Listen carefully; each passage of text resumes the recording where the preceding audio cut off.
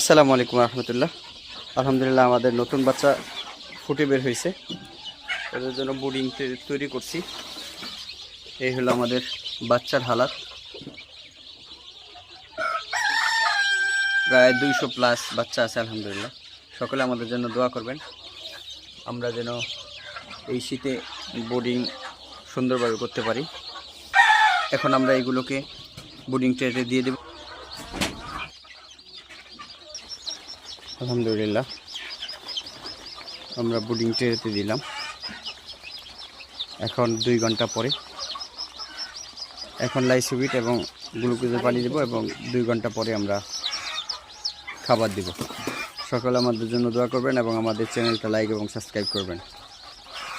আসসালামু আলাইকুম রহমতুল্লাহ।